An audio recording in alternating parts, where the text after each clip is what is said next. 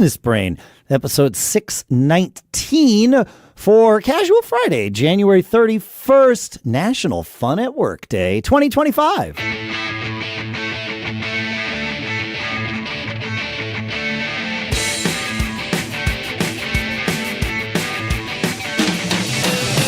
Greetings, folks, and welcome to Business Brain, the show where we take a few ideas, some from us, some from you. We crunch them, we dissect them, we use them to analyze and tune our business brains so that we can each continue living or start living or enhance the living of those charmed lives. Shopify.com/businessbrain is our sponsor. That's where you go to sign up for a $1 per month trial period of a fantastic service that I use with several of my businesses. We'll talk more about that in a little bit. Here in Durham, New Hampshire, I'm Dave Hamilton. And out here in sunny California, where we finally got a little rain, I'm on Shannon Jean, as far as I know. Yeah. We even got a little rain down in Anaheim when I was there last week, which I know is good for them down there with everything going on. Yeah, for sure. Let's keep it from sliding into the ocean now. But trying to get the rain is good to get the fires out. So yes, for sure. It's kind of scary when you live in a state that has a fire season. So yeah, man. I feel, and obviously being at a music conference where so many people were from LA, I ran into people that just had lost their homes. Bob Clearmountain was there. He lost his home and his studio, and it sucks. It does suck. There's just nothing good about it, and.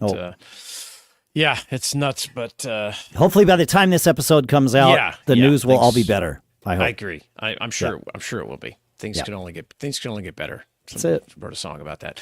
But hey, I want to talk about. I mentioned this phrase last week on the show about not confusing the delivery system with what it is you're actually selling, and I wanted to just kind of break that out, and I've been thinking more and more about it as it relates to my business. And if you search online for that term or ask your AI, there's a bunch of back content about folks that have talked about this in many ways.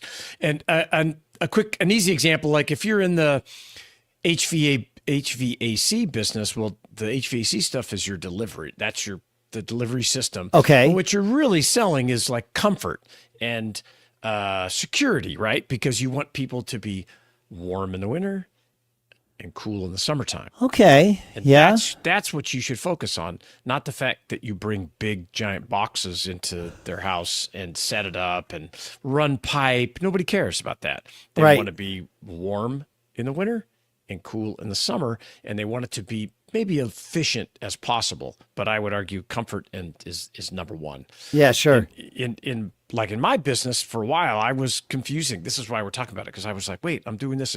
Like, what I really sell is transformation. It's like, hey, I can help you transform the way you think and to create something from nothing.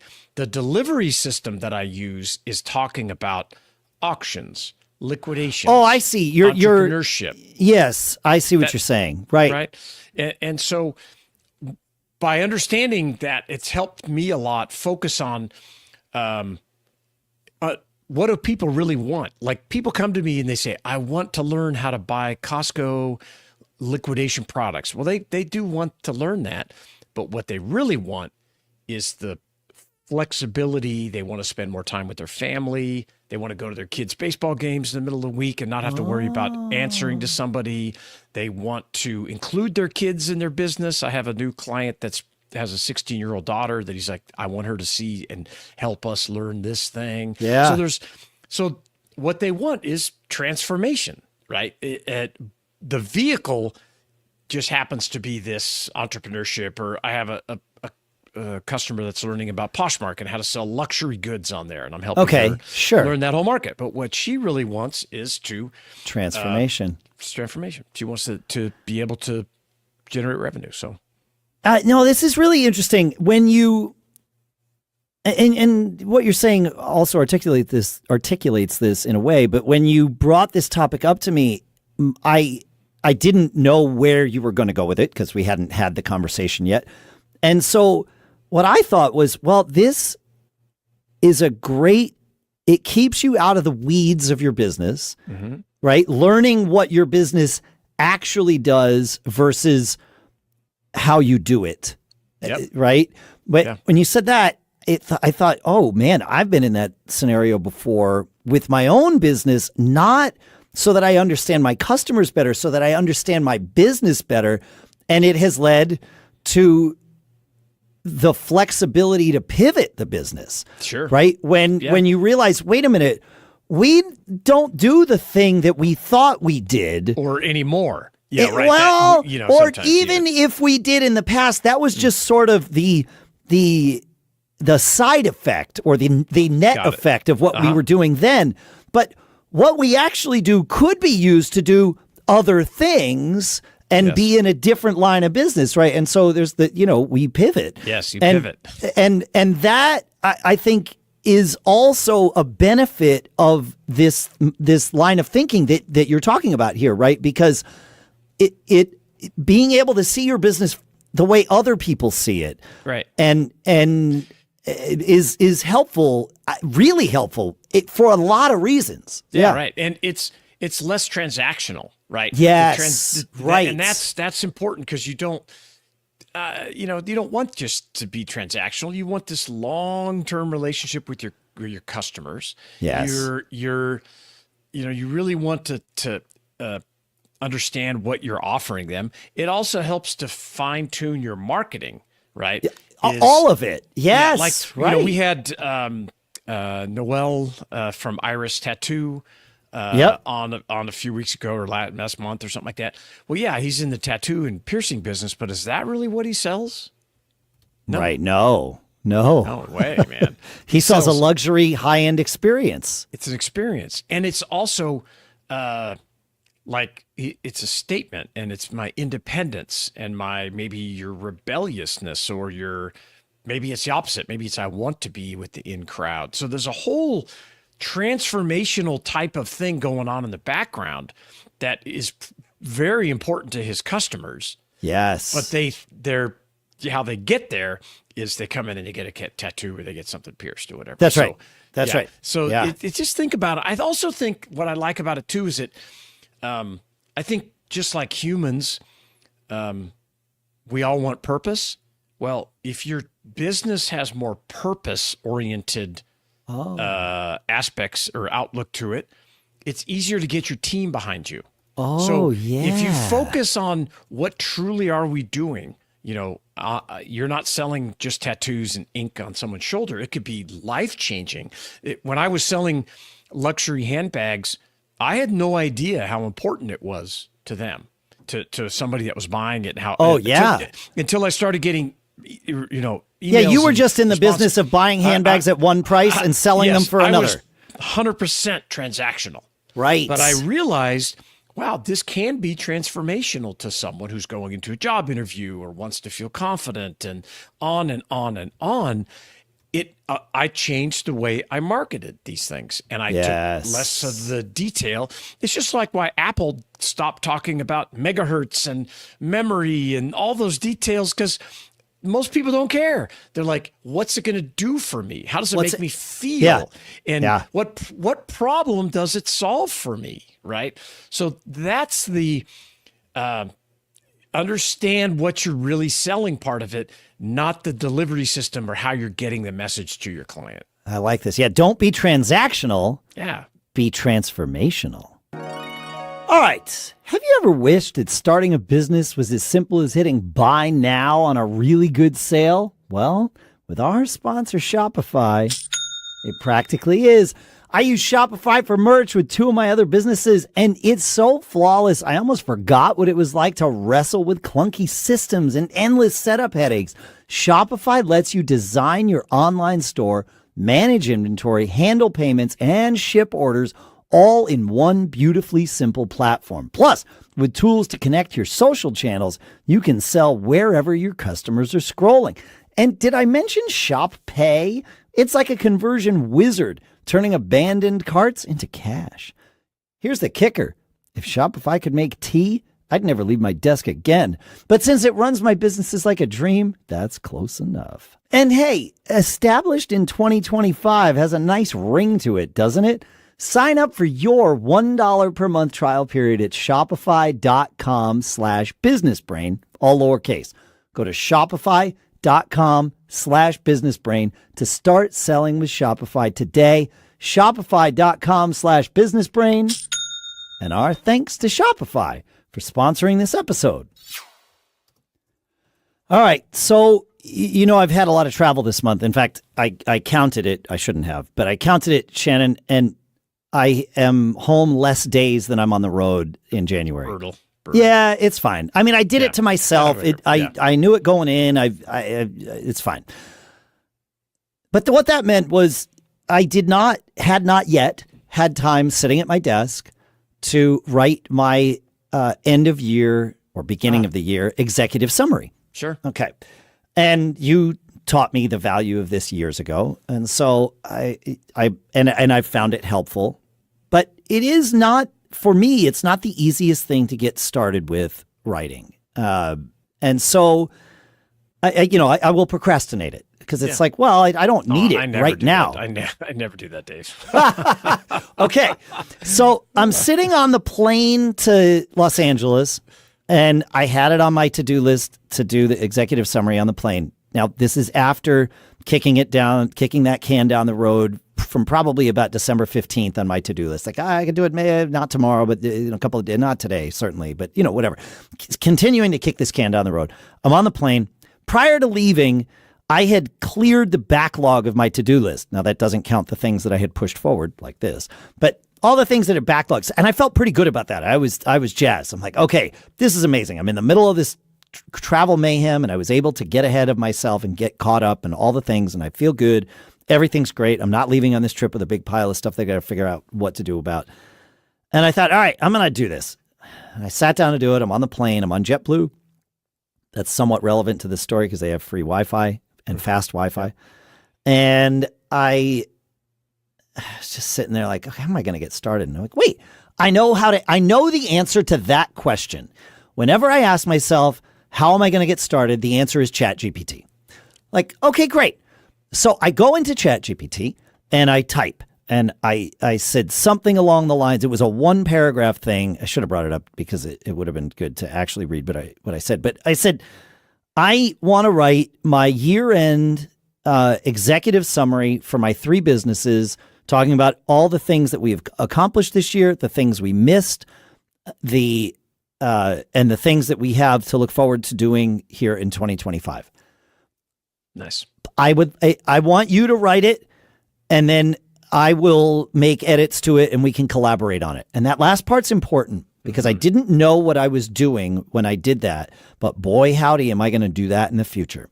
Because what happened was, first of all, it wrote this executive summary, and it was missing a few details, of course, but I never told it what businesses to write it for. It got it correct for all of them, including the business I never talk about. Yep. Nice. It identified things that we had done in the business that I had not written any press releases about or anything. Is it looking in your previous conversations? Oh, it was absolutely learning from our previous conversations. Love it. And also from the web, right now. like both of these things. So, Got it. And that alone was amazing. It was like, oh, thank goodness. Now I have a start that I can edit. That's a good deal. But here's the thing, Shannon. It said to me, I'm going to use Canvas for this. Do you know about ChatGPT Canvas? Yes, I do. I did not. I missed the announcement in sidebar October. Thing pops up and then yes, right. So a sidebar pops up. So it's a 2-paned window, but the rightmost pane is wider. The leftmost pane is just a single column. The leftmost pane is where you're interacting with ChatGPT. The bulk of the window is where you are collaborating on editing whatever the document is. And I can edit it, and so can ChatGPT, and it sees what I'm doing. And I sat there on the plane, and I went through everything, and I'm like, oh, I'm going to change this. It's like, okay, I see that you changed that. Great, no problem. And we got to the end of all of that. And then the second thing that I had been kicking down the road on my to-do list, Shannon, was defining 2 KPIs per business, key performance indicators. And so I was like, well, can I kill 2 birds here? And I asked after spending whatever, it was 30 minutes maybe getting this executive summary together. I mean, it wasn't much. Awesome, dude. And I realized after the fact there was one big thing that it and I missed in the process. Okay, that's fine. I go back and edit it. That's the point. But I said, all right, now create 2 KPIs per business and put them in the future plans sections of each business. And in 5 seconds, it did this. And I looked at them, and Shannon, none of these KPIs would have been set the way I would set them, but that's because I'm the person responsible for getting them done. ChatGPT, A, not a person, and B, completely objective about all of this stuff. And its KPIs, as I read through it, was like, I would like to change that from 15% to 8%, but what it said is doable. Like, It might take a little more effort or a little more focus or any of those variety of things that it takes to like actually improve. But I was like, oh yeah, no, it's not, dang it, it's not wrong about this. And I had that feeling about every one of them. Dude, this Canvas thing. And what I haven't used it with yet, but I cannot wait to do so, is coding, right? Oh yeah. Because coding is that's huge. Probably where this shines even better. Yes. But and now I know that I can tell it, hey, use Canvas for this, and it will do it in Canvas. It just so happens that I said something about, and I want to collaborate with you on this, that it was like, let's use Canvas, Dave. And I was like, holy crap. I may have like gasped out loud and probably scared people around me on the plane, because it's a bad thing to do. It turns out when you're flying to gasp about something. It just did it. I just, as you've been talking, I've been typing it, right? Hey, how to do it. And then I said, it's doing this executive summary. And I was like, oh, that's right. I did that. Oh my gosh, that's amazing. And then I said, let's collaborate and adjust this. And it said, okay. And it went blink and split. And oh yeah, you can do it. You don't have to do it in the first query of your prompt. You can do it at any point. I know, dude. Amazing, dude. It is talk about transformational things, dude. I love it. Yeah. Yeah. What's interesting to me is it calls out, because I use it for so many different things. I use it like to help my clients, and I'm developing things and all stuff. Yes. I need to segment more of my work and tell it to look in this directory to create this, because it's like crediting me, which is great. I always love more credit. Of course. For like, oh, you developed knowledge of this and this and this, and you created this and this and this. And I'm like, well, yeah, maybe not. But this is great. Yeah, but it really, it's great. I mean, it nailed it. Wow. I know. Yeah, it said it says introduction. In 2024, I focused on scaling my business at advisory and life coaching practice while expanding my expertise across multiple industries. This year was marked by innovation in coaching methodologies, high impact marketing strategies, and the launch of new educational and business development initiatives. I know, dude. I love it. Yeah, it's crazy. My work spanned entrepreneurship coaching, online course development, social media growth, political campaign marketing, and because I helped some candidates. You had that local campaign. Yep. And business credibility consulting. Wow, amazing. I love it. What that tells me is you don't do enough in ChatGPT prepping for this podcast, because it doesn't know about it. That's what I mean. Yeah, you're right. All I do with ChatGPT is create the graphics for this show. Yes. That's it. Yeah, but you probably don't tell it that you're doing it for this podcast. No. I recommend that. As someone who creates graphics for two I don't create them for this one. You do. Yeah. But I create them for Mac Geek Gab and Gig Gab, and I have found it immensely helpful to say, please create a graphic for my Gig Gab podcast for working musicians that highlights X, Y, or Z, blah, blah, blah, blah, whatever. I'm going to do it. I'm going to start this week. It really helps kind of focus it down. And then, of course, it'll train ChatGPT that you're part of the Business Brain podcast. I'm going to ask it. I also create all the ad scripts in ChatGPT for the separate podcast. So it sees routinely me doing things. What's weird about that I noticed, Shannon, is I've been doing that for a while, and it for the first 8 months of last year, it would start the the ad scripts with like, "Hey Mac Geek Gabbers" or "Hey Gig Gabbers" and things like that. Things that I never would say, and I wouldn't say them. I wouldn't edit it in the thing. I just knew to say it my way, like "all right" or "hey," that kind of thing. But I start most of the ads with "all right." So right now, that's how it starts my ad scripts. Oh. So I think it's been learning from the audio that it scrapes, and because I never told it any of this, and yet all of my scripts now start with "all right." Yep. That's I know. Amazing. It's pretty good. It's pretty good. It's super creepy, but I'm embracing it for what it is. Of course. It's like I've always wanted Jane from Ender's Game, the ubiquitous voice assistant that he had, everybody, but it knew everything about him and his life, so it could coach him or guide him or provide him information, whatever. And that's where ChatGPT is getting to. So, for better and for worse. I know. I'm doing it Same. right now. Executive. That is great. I love it. I love it. Yeah, you have to take advantage and learn this stuff. So, yes. I said it many times at both CES and NAMM. If you are a small business owner and you are choosing not to use ChatGPT or some form of LLM to AI thing, use whatever term you want. If you are not using it, you are actively giving your competition a leg up on you. You are choosing to do that. Right. And I think it's a tremendous opportunity to go market to small businesses and entrepreneurs that don't understand it, that you can come in and show them how it can dramatically streamline and systemize their businesses. It's a huge opportunity. It is. It's either an opportunity or a weakness if you're using it or not using it.